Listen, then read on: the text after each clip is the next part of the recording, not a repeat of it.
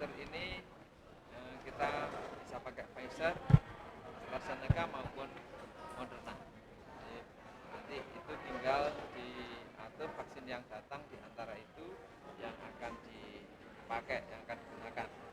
Dan dosisnya hanya separuh dosis dari yang dulu, sehingga ini akan mengurangi efek samping yang kadang-kadang timbul nyeri-nyeri otot dan menimbulkan ketakutan di masyarakat secara psikologis.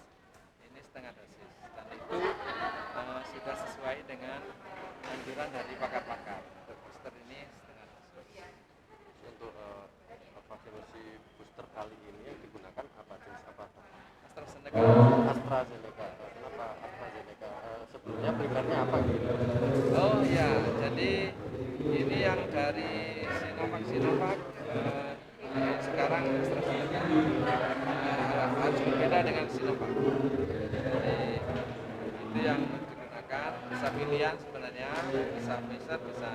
Nah, cuma yang tersedia sekarang AstraZeneca itu yang kita gunakan.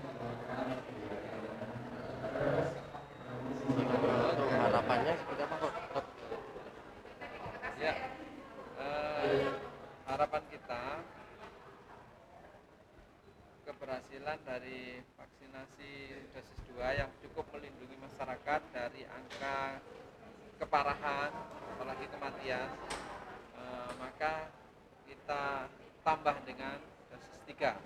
Mudah-mudahan dengan itu angka kesakitan juga akan ditekan serendah mungkin. Sementara ini itu dosisnya adalah dosis 3 yang dianjurkan. Nanti kalau suatu saat harus dosis tambah lagi ya kira-kira gambarannya kita ikuti. Sementara dosis 2 sudah cukup bagus hasilnya. Nah, sekarang dianjurkan dosis 3 kita ikuti. Oke, mungkin terkait perkembangan dari Omicron sendiri seperti apa? Ya, Omicron ini kan kita kenal berbeda dengan Delta.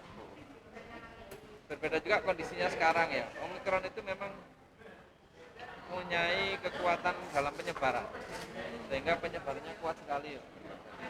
Namun kondisi sekarang adalah masyarakat sudah banyak divaksin, sehingga disampaikan beberapa pendapat orang pakar masih ada sedikit berbeda. Ada yang itu menganggap sangat gawat, ada yang menganggap dari bukti-bukti sebenarnya tidak terlalu gawat, hanya penyebarannya tinggi. Karena itu pemerintah juga sudah membuat langkah yang berbeda dengan Delta dulu. Di sini tingkat hunian di rumah sakit kecil, sehingga untuk masa isolasi dan karantina untuk bepergian ke luar negeri juga berbeda sekarang.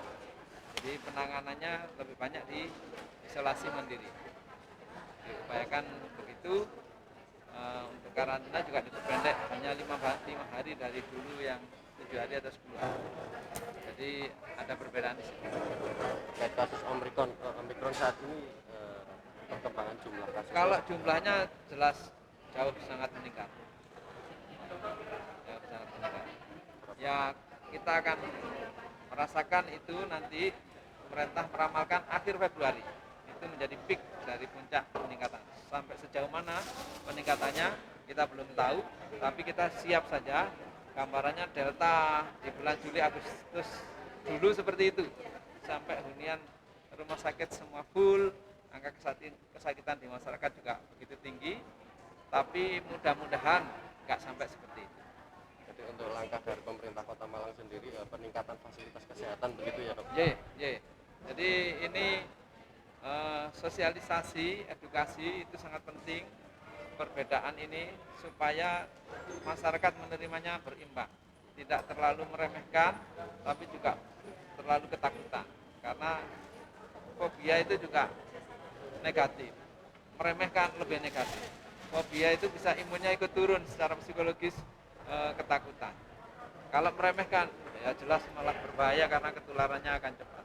Jadi harus imbang, proporsional, bahwa Omicron itu cepat, tapi keparahannya dalam masyarakat sekarang tidak begitu tinggi. Itu mohon bisa proporsional seperti itu. Terima kasih dokter. Oke, siap. Terima kasih ya. Siap dokter.